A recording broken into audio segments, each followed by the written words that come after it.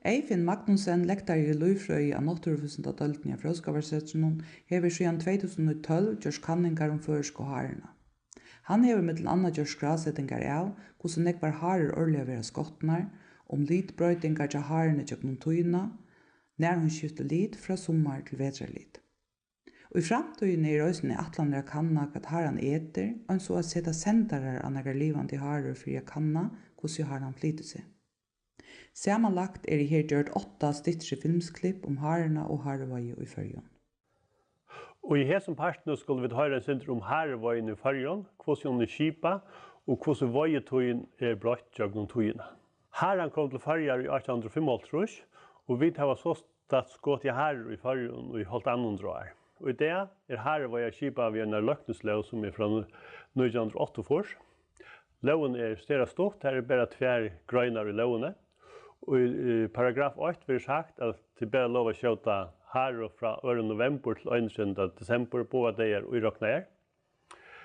Og i paragraf 2 blir sagt at harer må bare føre fram og i dagsjøse og yrke det og at det bare lov å bruke høgtbørs. Annars ångar bindingar i lovene, og tar som skjøte harer kunne for så vidt gjøre det som det var hotil og just ner tøyarskoen og i november desember. Næka en haretøyen byrjar, så var det heiande skjelter, vanlig av oppåsøla, og han som bjøvar haksta på færs og løyve skjøta i heiande. Det åkna gjør, tja bønden det lyst ørvese, ta det tar som har hoa skjøta harer og gjør en avtale vid bønden løyve slipper skjøta. Øysen det vanligt at tar som gengar fjall til bønden slipper skjøta harer at fyr.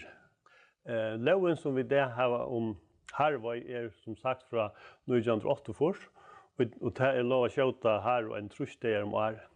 Den eldste loven harvøy fra 1841, og ta vel lov å skjøta harer 136 dager året fra 1.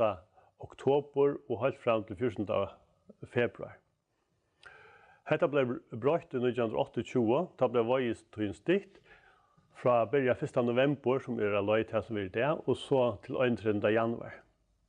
Så gikk det noen år, 15 år, så ble loven stikt brøtt etter, og vøyetøyen var stikt fra 1. november til 1. desember, og til noen av det som vi kjenner i det. Grunnen til at vøyetøyen ble stikt fra 1.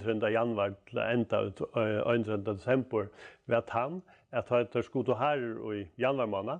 Ta visste at jeg nekvar av her hos der finner i januar måned høtt og unger i budsjen. Det gjør også en mening, til vi vet at her legger 1. februar måned, og vi vet også at hun går kvien og i tjejviker.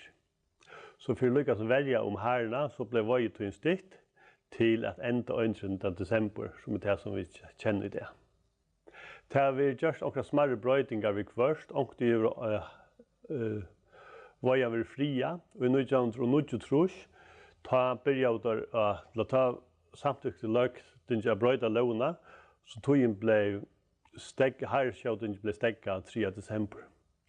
Tog at det var mest at herstående var så mye ytla 4, at det var ikke røylt å kjøte her i morgen. Hetta var så bare galdande i 8 år, til langt og i etter, så ble det brøtt, tog langt til å være fra 2. november til 20. desember. Og 1972 ble loven brøtt, etter til å være til 1. desember.